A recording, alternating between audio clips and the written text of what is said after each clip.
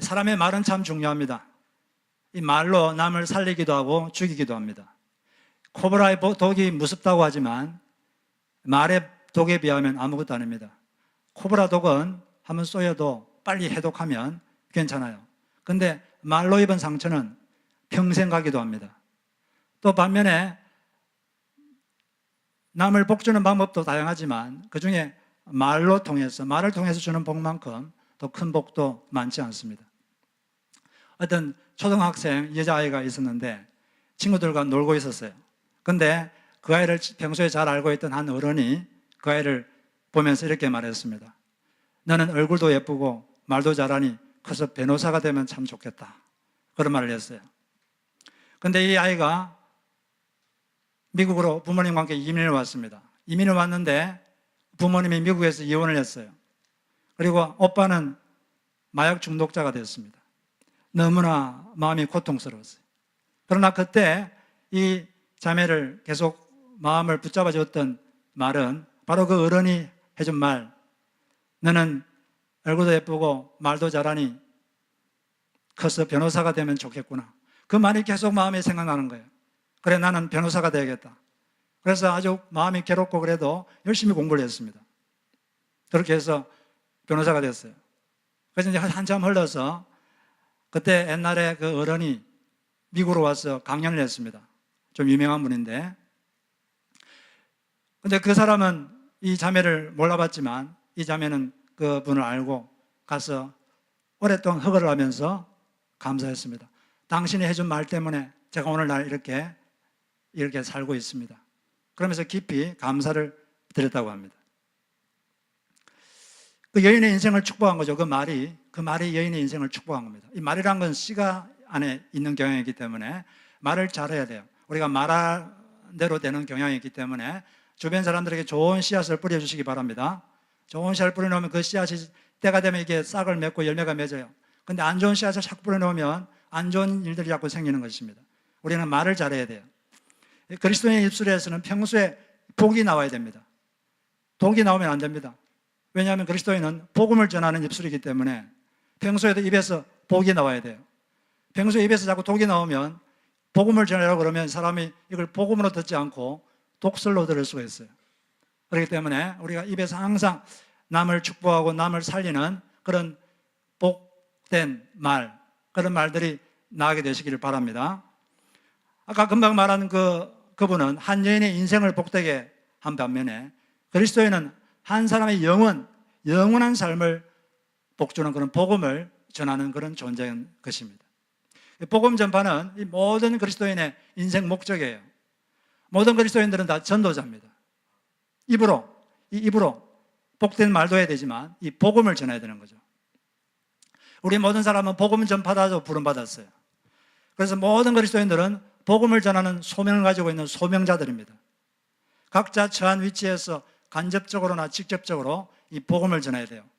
만약 누군가가 나는 하나님으로부터 이런 꿈을 받았습니다, 이런 비전을 받았습니다, 그런 말을 한다면 그 꿈과 비전은 간접적으로든지 아니면 직접적으로든지 이 복음 전파와 연관이 되어 있어야 돼요. 그럴 때 그것이 하나님으로부터 온 그런 꿈이 되는 것입니다. 오늘 우리가 4명의 문둥병자가 복된 소식, 기쁜 소식을 전해가지고 성 안에 죽어가는 수많은 사람들이 살았어요. 이 사건을 통해서 이 복음 전파와 관련해서 몇 가지 메시지를 받았으면 좋겠습니다. 먼저 첫째로 우리가 여기서 받을 수 있는 메시지는 전하라, 성령께서 들리는 기적을 주신다는 것입니다. 사람이 전하면 성령께서 사람의 마음을 열어서 들리게 해주십니다. 들리는 기적을 성령께서 주시는 거예요. 그래서 우리는 입을 벌려서 자꾸 말을 해야 됩니다. 전해야 되는 것입니다. 이 사건은 어떤 사건이냐면 지금 기원전 800년경에 아람 군대, 아람은 지금의 시리아죠. 시리아가 이스라엘을 쳐들어왔어요. 그 이스라엘 중에 그 사마리아라고 하는 도시가 있는데 그 중부 지방에 있죠. 오랫동안 포위했습니다. 적군이 포위하고 있으니까 사람들이 나가지를 못해요. 그러니까 한참 포위되어 있으니까 성에 식량이 다 떨어졌습니다. 어느 정도 식량이 떨어졌느냐? 그 6장에 보면 나귀 머리 하나에 은 80세겔에 팔았어요. 나귀는 보통 이 부족한 동물이기 때문에 사람들이 음식으로 먹지 않았습니다. 그런데 하도 먹을 게 없으니까 나귀도 먹었는데, 나귀 중에서 제일 먹기 곤란한 부분이 어딜까요? 머리가 제일 먹기 곤란해요. 여기는 살도 별로 없고 뼈밖에 없거든요. 그런데 나귀 머리 하나에 은 80세겔이에요. 은 30세겔이 그 당시 종들의 몸값입니다. 그리고 은 한 세겔은 일반 노동자의 4일 품삯입니다. 그러면은 80세겔이면 320일 동안 일한 그 돈이죠. 거의 1년 연봉인데 1년 연봉으로 살 수 있는 게 마귀 머리 하나, 마귀 머리가 아니라 나귀 머리 하나, 마귀 머리 정도면 상당히 괜찮죠. 연봉으로 마귀 머리 확 잡아서 이렇게 하면 얼마나 좋겠어요. 나귀 머리 하나 살 수 있어요. 그리고 이 먹을 게 없어가지고 비둘기 똥을 먹었어요. 비둘기 똥 4분의 1갑, 100g, 이거에 은 5세겔입니다.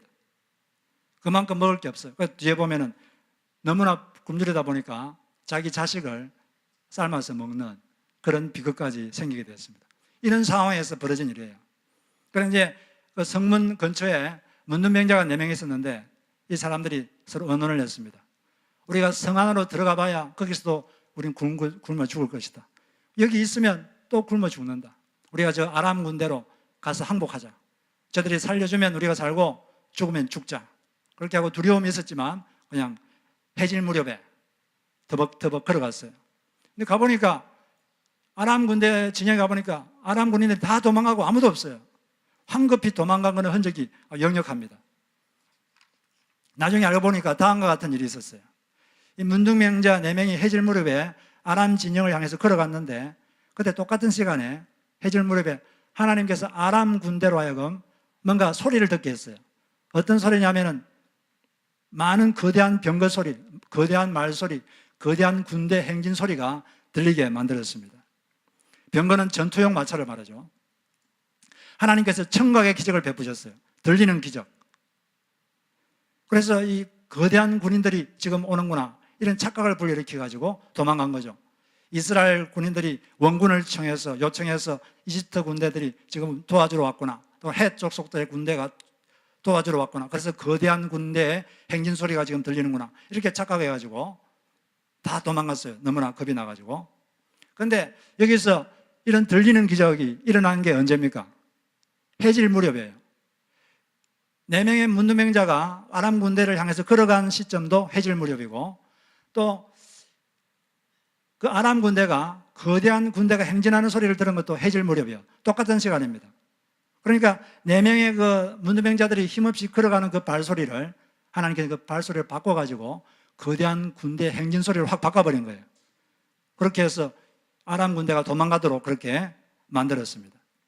여기에서 우리가 연상할 수 있는 원리가 하나 있는데, 성도가 말하면 하나님이 들리게 하는 기적을 베푸신다는 것입니다. 문둥병자들은 두려웠어요. 두려웠지만 어떻게 되든 어떤 결과가 오든 내가 감수하겠다, 이렇게 생각하고 걸어갔어요. 그래서 하나님이 들리는 기적, 청각의 기적이 일어나게 했습니다. 마찬가지로 여러분들이 두렵지만은 이 결과가 어떻게 될까? 결과가 어떻게 되든 내가 감수하겠다 믿고 과감하게 가서 사람에게 말을 하면 하나님께서 그 사람의 귀를 확 열어서 들리는 기적이 생기게 할 줄로 믿습니다. 들리는 기적, 청각의 기적이 생기는 거예요. 하나님께서 선택한 자는 하나님께서 귀를 열어서, 마음을 열어서 들리게 합니다. 이전에 그 바울이 빌립보라는 지금 그리스의 북부 지방에 있는 도시인데 거기 가서 몇 명의 여인들에게 복음을 전한 적이 있어요. 말씀을 전했는데 그 중에 다 반응한 게 아니라 그 중에 한 명, 루디아라는 사람이 마음을 열어주었습니다. 그래서 그 사도행전을 보면 주님께서 루디아의 마음을 열어 바울의 말을 따르게 하신지라. 많이 있었지만 그 중에 하나님이 선택한 한 사람, 그 사람의 마음을 열어서 들리게 한 거죠. 들리게 해서 그걸 받아들이게 하고, 그래서 빌립보 교회 개척 멤버가 됐습니다. 우리가 말하면 주님께서 들리게 합니다. 마음을 열어서 들리게 하는 거예요. 말씀이 들리게 하고 반응하게 만드는 것입니다. 그래서 이 전도한다는 것은 우리의 설득력으로 하는 게 아니에요. 우리는 별로 설득력이 없어도 하나님께서 그것을 바꿔가지고 그게 들리게 하고 설득력 있게 들리게 그렇게 만드는 것입니다. 우리의 작은 목소리가 듣는 사람의 영혼의 울림으로 들리게 만드는 것이 하나님이시죠. 그래서 우리가 지금 전도하기 전에 우리 초청을 하잖아요. 초청할 때 이제 기도를 하잖아요. 전도할 때 기도하는데 왜 기도합니까? 이 들리는 기적이 생기게 해달라. 꼭 기도하는 거죠. 그럴 때 하나님께서 사람의 마음을 열어서 그게 들리게 하는 것입니다. 하나님이 이렇게 마음을 열면 평소에는 수백 번 들어도 별로 마음이 와닿지 않았는데 성령께서 갑자기 마음을 열어서 들리게 하면 갑자기 그것이 깨달아지고 갑자기 그게 새롭게 들리는 거예요. 제가 알고 있는 어떤 분이 계신데 저희 형님의 친구인데 이분이 전도할 사람을 명단을 쭉 적어놓고 이분이 새벽마다 교회 가가지고 새벽 기도 때 큰 소리로 부르짖어 기도했어요. 주변 사람들이 좀 조용히 기도해라 할 정도로 막 큰 소리로 부르짖어 이 사람들 구원해달라고 기도했습니다.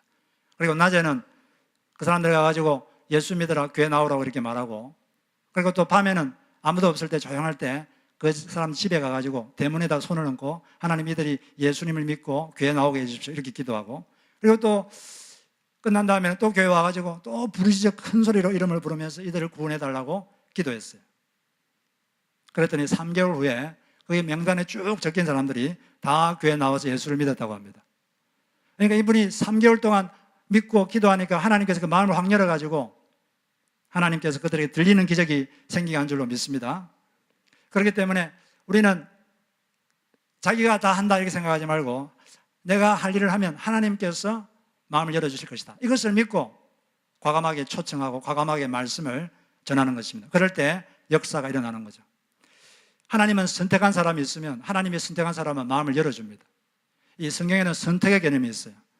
여러분들이 이 시간 이곳에 앉아서 예수님을 예배한다고 앉아있는 이유는 하나님께서 여러분들을 선택하셨기 때문입니다. 하나님의 자녀로 선택하셨기 때문에 앉아있는 거예요. 하나님의 선택을 못 받았으면 이 자리에 앉아있을 수가 없습니다. 그래서 이 로마서 9장 11절에 보면 택하심을 따라되는 하나님의 뜻 이런 말이 있어요. 하나님 어떤 사람을 다 선택한 다음에 때가 되면 그 사람을 부르시고 그 사람을 돌보시고 그 사람에게 일을 맡깁니다. 한국에 그 서우경 교수라고 계시는데 이분은 연세대학교 코칭 아카데미 교수님도 하셨는데 이분은 불교에 심취한 분이에요. 불교를 진흥시키기 위해서 자기 돈으로 불경을 수만 권 사서 배포하기도 하고 또 주일마다 일요일마다 사람들에게 불경을 가르쳤어요. 그런데 어느 날 이분이 자기 방에 딱 들어왔는데 방에 그림이 하나 걸려 있었는데 달력이 걸려 있었는데 그림의 그 달력을 보는데 갑자기 그 달력에 있는 그림이 확 바뀌더니 예수님께서 십자가에 달려서 눈물 흘리시는 모습이 갑자기 보이는 거예요. 그림이 확 바뀐 거죠. 그러면서 갑자기 이런 생각이 마음속에 깊이 들어왔습니다. 나는 원래 하나님의 딸이다. 그런데 그동안 마귀의 깸에 빠져서 다른 곳에 있었구나. 나는 이제 아버지가 계신 곳으로 가야 한다. 누가 가르쳐주지 않았는데 마음속에 그런 생각이 확 드는 거예요. 그래서 그분이 그 길로 바로 교회로 가가지고 교회를 다녔고 예수를 믿게 됐습니다. 왜 그런 일이 있었을까요? 하나님께서 이 사람을 선택한 사람이기 때문에 때가 되니까 그 사람 마음을 열어서 그렇게 교회를 가게 하고 마음속에 어떤 영적인 음성이 들리게 한 거예요. 그리고 하여튼 하나님께서는 선택한 사람이 있으면 하나님의 때가 되면 부르십니다. 여러분들이 계속 말을 하다 보면 어떤 때가 딱 되면 하나님께서 그 마음을 확 열어서 그가 예수님을 하나님을 만나도록 그렇게 해주시는 거죠. 저에게는 누님이 3명 계신데 그중 큰 누님이 계신데 이분이 믿지 않는 분과 결혼했어요. 처음에 그것 때문에 되게 힘들었습니다. 이 사람이 믿음이 없는 사람과 산다는 게 상당히 힘들거든요. 왜냐하면 이 세계관 자체가 다르기 때문에 너무나 힘들었어요. 그렇지만은 뭐 교회 가자 그래도 안 가고 그러다가 이제 아기를 낳았어요. 아기를 낳고 그러니까 우리 자양이 좀 마음이 바뀌어서 가정의 평화를 위해서 내가 교회는 가주겠다. 그랬어요. 교회는 가주는데 뭐 믿음이 없죠. 그냥 건성으로 가는 거예요. 가다가 뭐 가기 싫으면 안 가고 무슨 일이 생기면 안 오고 신앙생활 제대로 합시다. 그래도 그냥 귓등으로만 듣고 흘려버리고 그랬어요. 그렇지만은 2딸과 함께 우리 누님은 계속 기도했습니다. 우리 아이들이 기도했죠. 하나님, 우리 아빠가 예수님을 제대로 믿게 해주십시오. 그렇게 하고 아빠한테 우리 교회 제대로 갑시다. 이렇게 아빠한테 말하기도 하고 그랬어요. 그렇지만은 잘 듣질 않았어요. 그런데 그러다가 어느 날 직장에 갔는데 일을 하시다가 기계가 손가락을 딱 쳤어요. 그래서 여기 오른쪽 엄지손가락 끝부분이 잘라졌습니다. 한 마디가. 근데 그런 사건이 딱 있는 동시에 마음속에 우리 자영 마음속에 이런 생각이 확 들었습니다. 내가 이제 신앙생활을 제대로 해야겠다. 그런 생각이 확 들어왔어요. 그때부터 사람이 확 바뀌었습니다. 그때부터는 교회 모든 예배 다 가는 거예요. 주일 예배, 금요 예배, 수 예배 한 번도 안 빠졌어요. 지금까지 잘 다니고 있습니다. 그리고 그 교회 장로님이 되셨어요. 제가 2년 전에 그 교회를 찾아갔는데, 제가 한국 가서, 그러니까 그 목사님이 하시는 말씀이, 저는 이 류 장로님 때문에 마음이 너무 든든합니다. 그런 말을 하시는 거예요. 그러니까 우리 자영이 바뀌어가지고 목회자의 기쁨이 되는 그런 사람이 된 거죠. 교회를 든든하게 세우는 그런 기둥이 된 겁니다. 그러니까 우리 누님하고 우리 조카들이 아빠, 우리 신앙생활 제대로 합시다, 이렇게 자꾸 말을 했는데, 때가 되니까 하나님께서 어떤 계기로 그 말이 마음이 확 바뀌게 한 거죠. 그래서 사람이 확 바뀐 겁니다. 그래서 우리가 비록 우리의 말이 설득력이 없어도 우리가 하나님 믿고 말하면은 하나님께서 하나님의 때에 마음을 열어서 들리는 기적이 생길 줄로 믿습니다.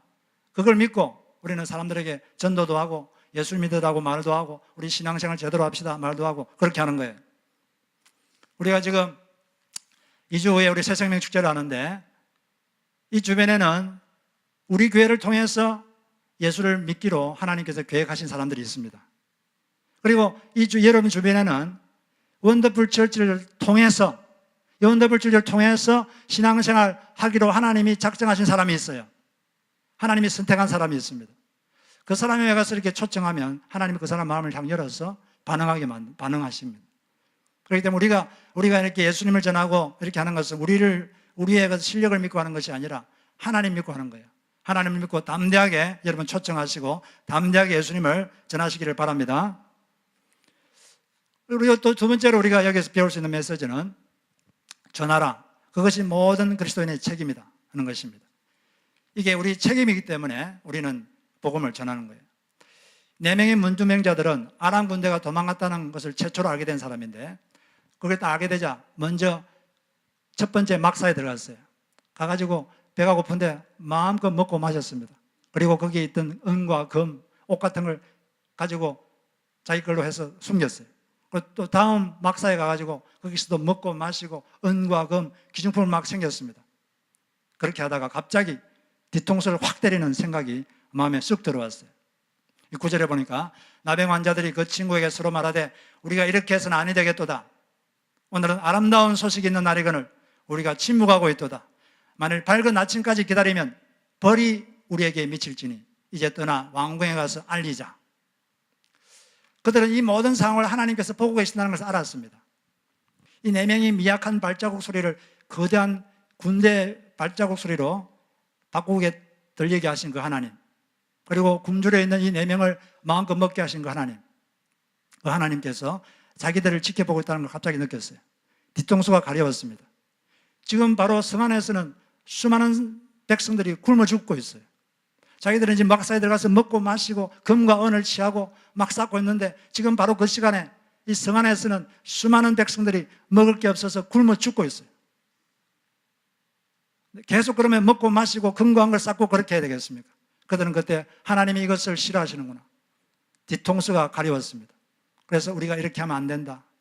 우리가 가서 이 복음, 이 기쁜 소식을 전하자. 여기 먹을 것이 있다. 전하자. 하나님의 기적, 이걸 전하자 그런 거예요. 그래서 그들이 가서 여기 먹을 것이 있습니다. 다 나오십시오 해서 그 온 성이 다 살았어요. 여기서 이 사람들이 우리가 이 전하지 않으면 하나님께서 우리에게 벌을 줄 것이다 이렇게 말했는데, 에스겔 3장 18절에 보니까 하나님 이런 말씀하셨어요.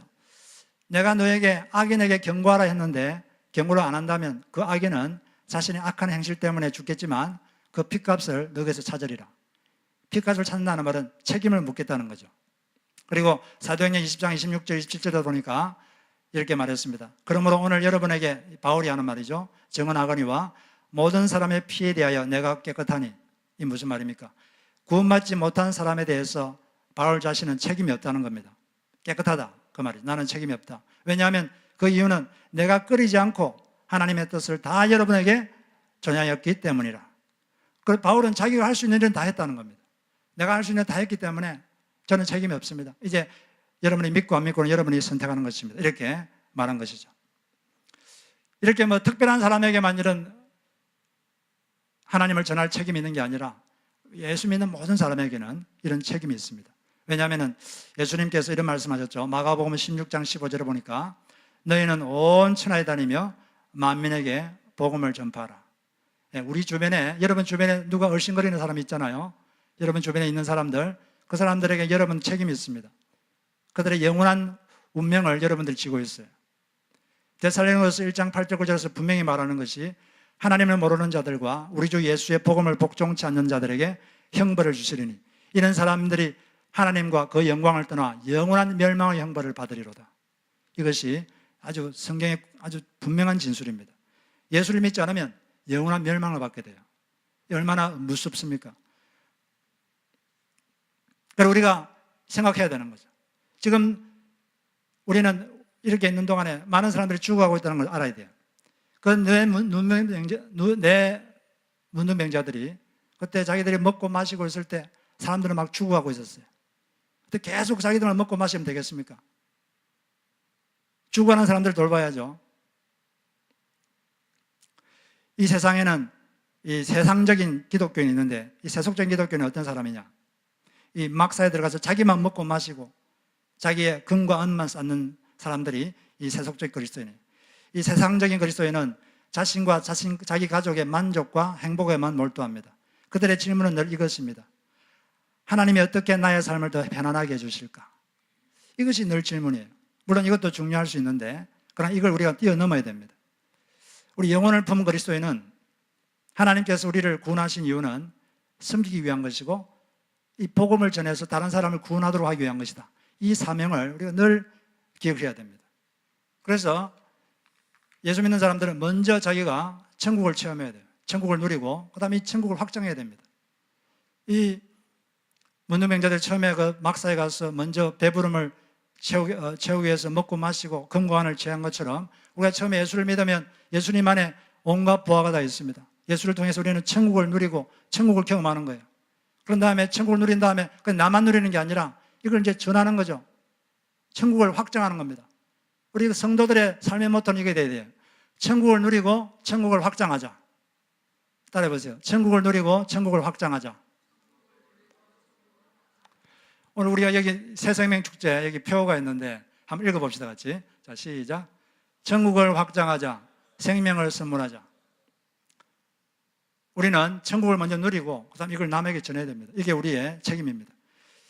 여러분들이 먼저 천국을 누리시고 그것을 남들에게 전하시기를 주의 이름으로 축복합니다. 그런데 우리가 이걸 전해야 되는데 자기 모습이 완전치 못해도 전해야 돼요. 문둥병자들은 이 소식을 전할 때 문둥병이 다 나을 때까지 기다리지 않았습니다. 그 당시에는 문둥병자들은 일반 사람들하고 대화를 못했거든요. 격리됐습니다. 그러면 내가 문둥병이 나을 때까지 기다렸다가 병이 나으면 그때 가서 이 좋은 소식을 전하자 그랬습니까? 만약 그랬다면 사람들 다 벌써 굶어 죽고 없을 거예요.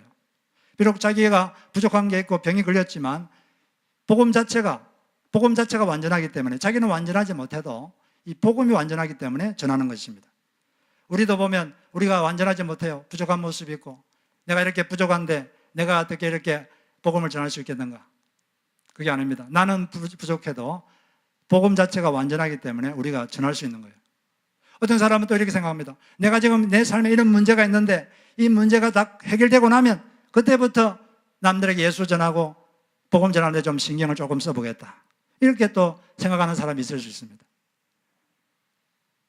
그러나 인생이란 것은 한 가지 문제가 없어지면 또 다른 문제가 있고 문제는 계속되는 것입니다.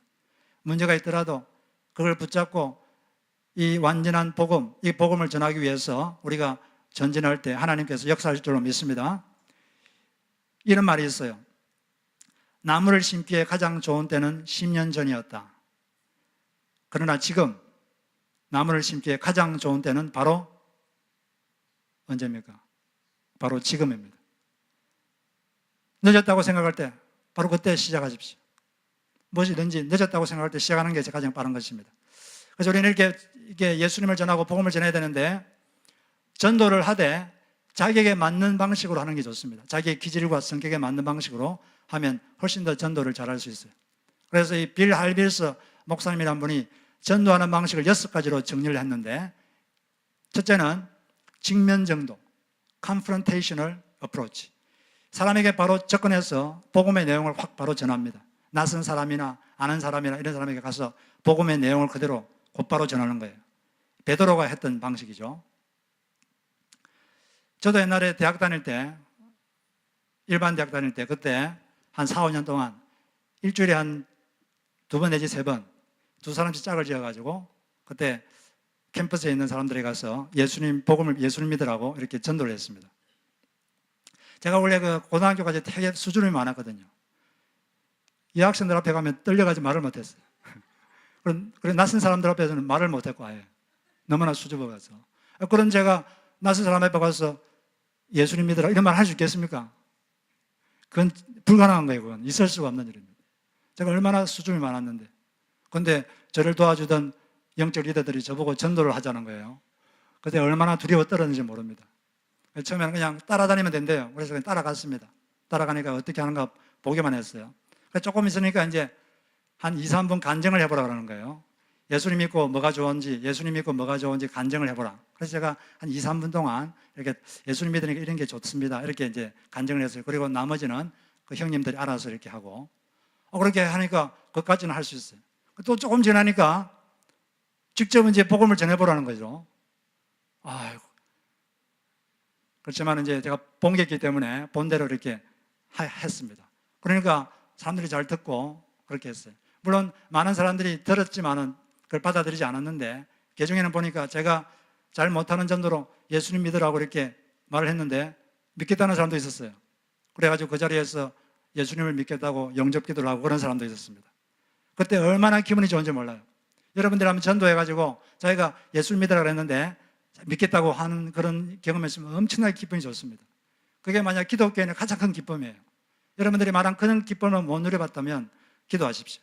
그것은 어떤 누구도 체험할 수 없는 가장 강렬한 기쁨입니다. 복음을 전한다는 게 무슨 뜻입니까? 복음을 전한다. 뭘 전한다는 거예요? 복음을 전한다. 뭘 전하는 거죠? 복음을 전한다는 건 이 4포인트를 전하는 거예요. 4가지 포인트.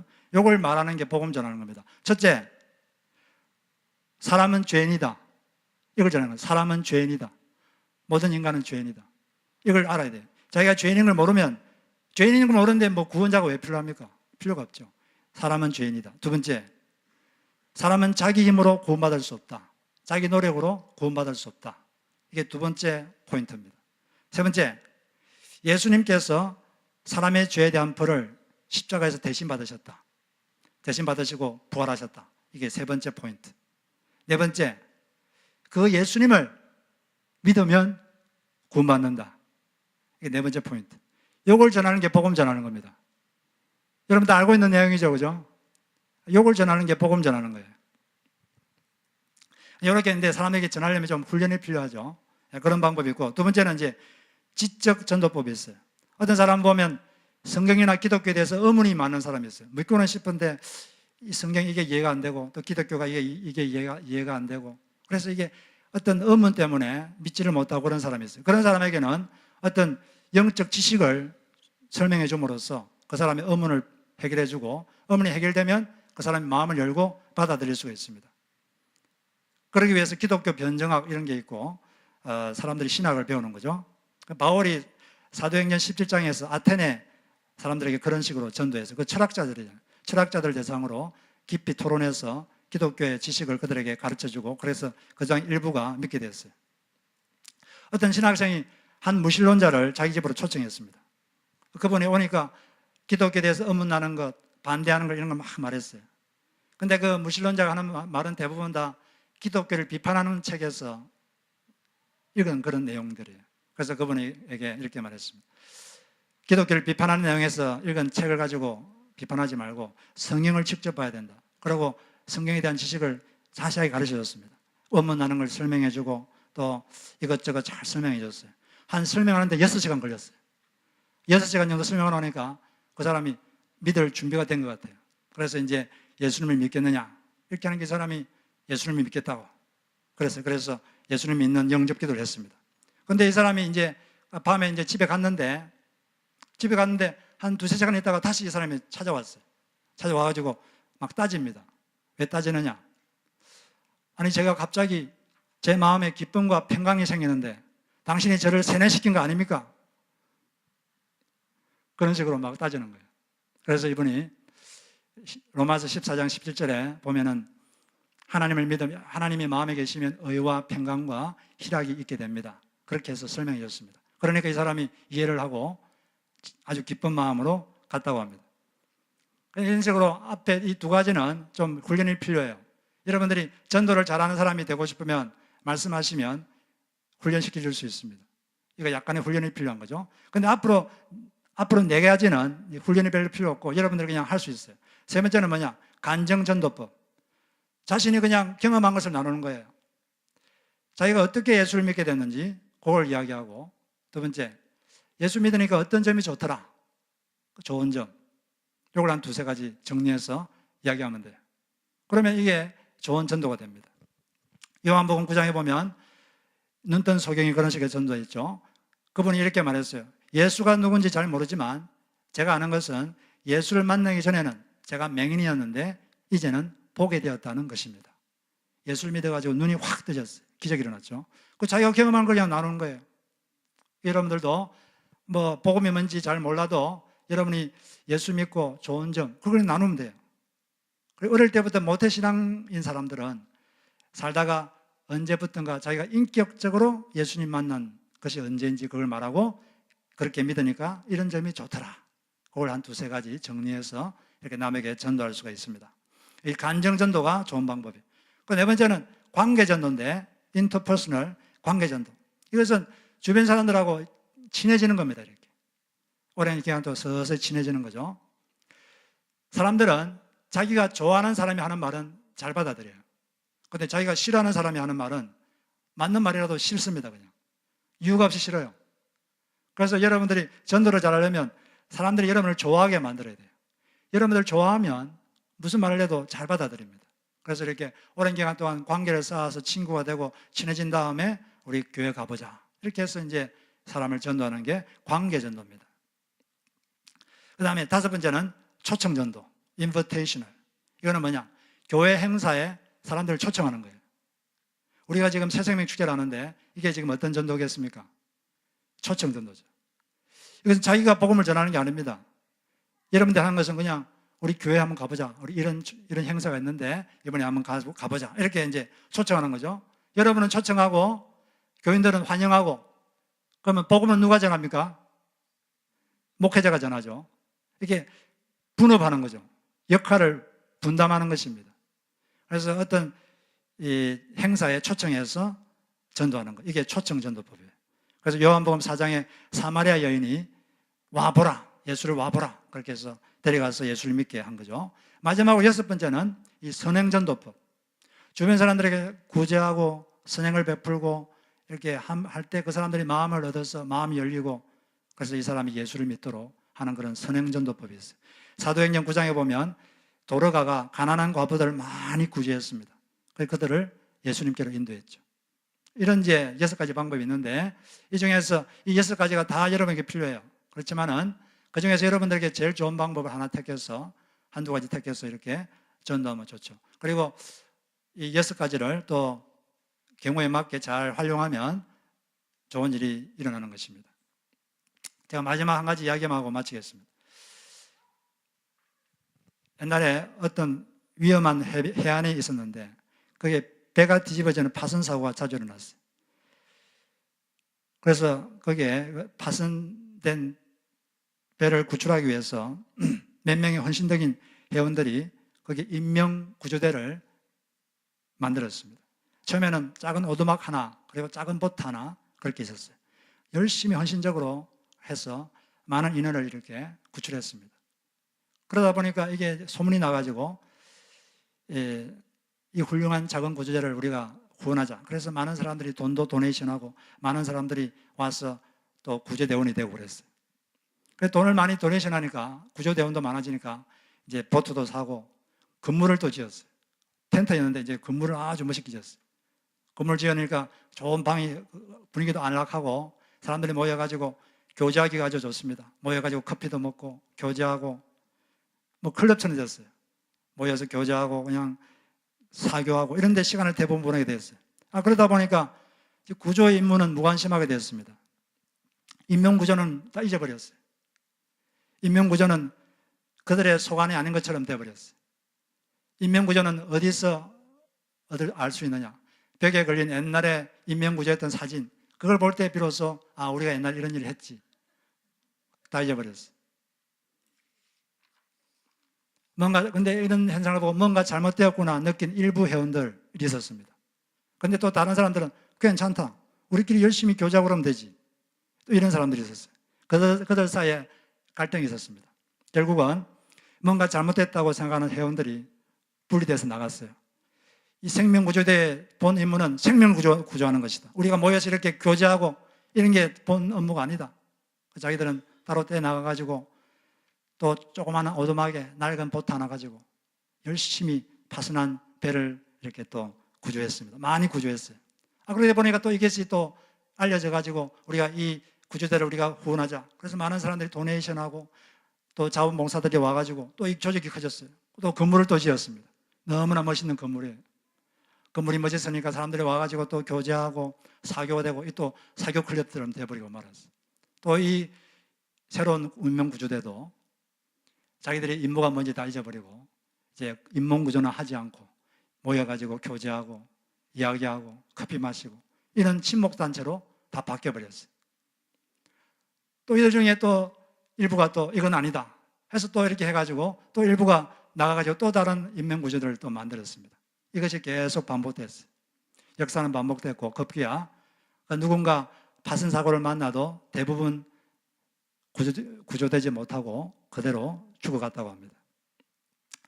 물론 이건 만든 이야기지만 우리가 이렇게 될 수 있어요.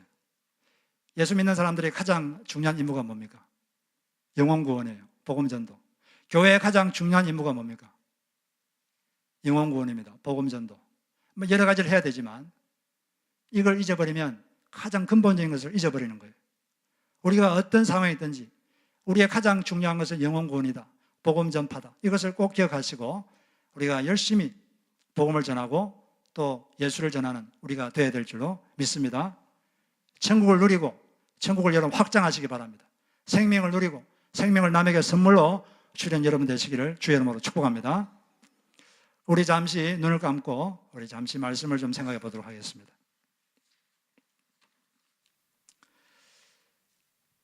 주님께서는 우리를 먼저 구조해 주셨습니다. 우리에게 영원한 멸망으로 떨어지는 사람들을 구조하라고 말씀하셨어요. 예수님께서 마가복음 9장에서 이렇게 말씀하셨습니다. 너희가 너희 눈이 죄를 범하거든 눈을 빼버리라. 눈 없이 천국에 가는 것이 눈을 가지고 지옥에 가는 것보다 낫다. 그 지옥은 불도 끄지지 아니하고 사람마다 불로서 소금짓함을 당하리라. 이렇게 말씀하셨습니다. 영원한 멸망은 상당히 무섭습니다.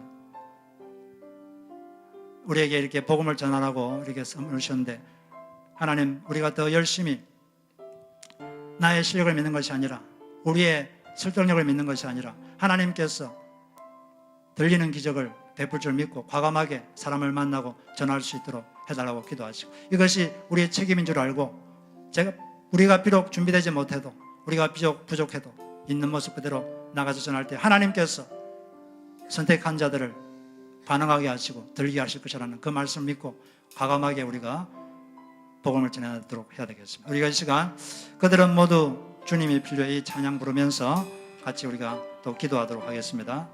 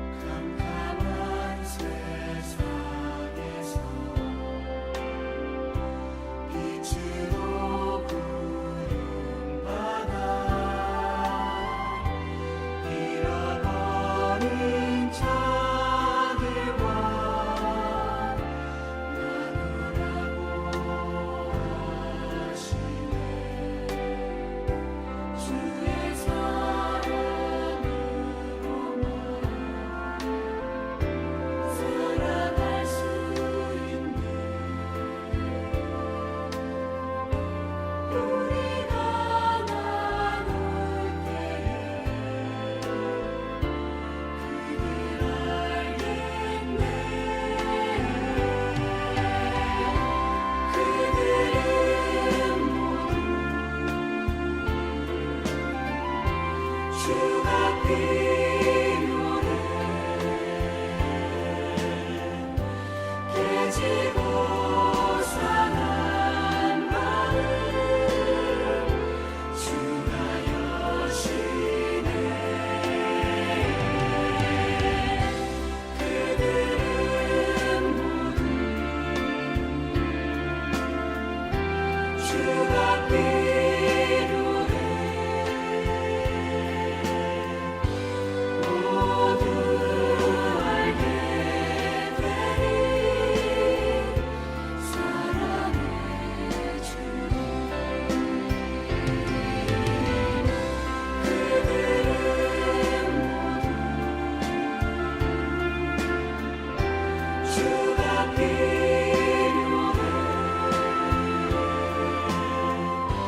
깨지고 상한 마음 주가 여시네 그들은 모두 주가 필요해 모두 알게 되리 사랑의 주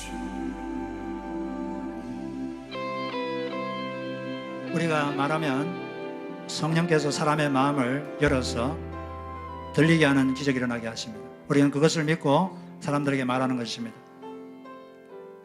하나님 그렇게 과감하게 말하게 하시고 초청하게 하시고 예수를 전하고 예수를 자랑하고 교회를 자랑하는 그런 사람이 될 수 있도록 해주시고 이 시간 여러분들이 예수님께로 인도하고 싶은 분 그리고 영원한 멸망에서 구원하고 싶은 분 그런 분이 이 시간 기억나면 그분의 이름을 크게 부르면서 하나님 이 사람을 구원해 주시옵소서.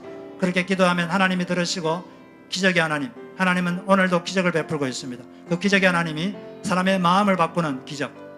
이 인간에게 가장 큰 어려움은 마음을 바꾸는 것인데 그 마음이 바뀌는 기적이 일어나는 것입니다.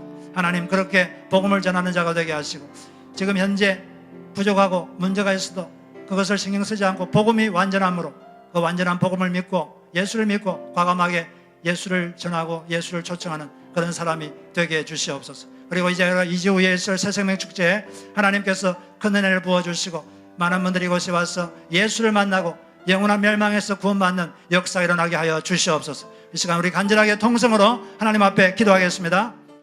하나님 아버지 감사합니다. 먼저 저희들에게 영적으로 굶주리고 정신이 굶주리고 있을 때 저희들을 먼저 하나님의 나라 막사에 들어가서 먹고 마시게 하시고 예수 안에 있는 금과 은을 취할 수 있도록 해주셔서 감사드립니다. 하나님 우리만 천국을 누릴 것이 아니라 천국을 확장하는 자들이 되게 하여 주시옵소서. 우리만 생명을 누릴 것이 아니라 생명을 선물로 주는 자들이 되게 하여 주시옵소서. 모든 그리스도인의 가장 근본적인 인생 목적, 우리가 지구에 존재하는 목적이 복음을 전하는 것임을 잠시도 잊지 않도록 하여 주시옵소서. 다른 것을 하느라고 이것을 잊어버리고 다른 것 하느라고 이것을 신경 쓰지 않는 하나님 아버지 그런 믿는 자가 되지 않도록 하여 주시고 우리가 왜 구원받았는지를 생각하며 우리가 있는 처지에서 우리가 할 수 있는 방법으로 우리의 책임을 다하게 하여 주시옵소서. 우리가 할 일을 할 때 하나님께서 그들의 마음을 여시고 하나님께서 일하시는 것을 믿습니다. 천국의 기적을 주시는 것을 믿습니다. 하나님 그런 하나님 믿고 과감하게 예수를 소개하고 교회를 자랑하고 예수를 자랑하는 우리가 되게 하여 주시옵소서. 2주에 있을 새생명 축제 하나님께서 은혜를 부어주시고 하나님 이것을 통하여 많은 생명들이 구원받는 역사가 일어나게 하여 주시옵소서. 예수님의 이름으로 기도드립니다.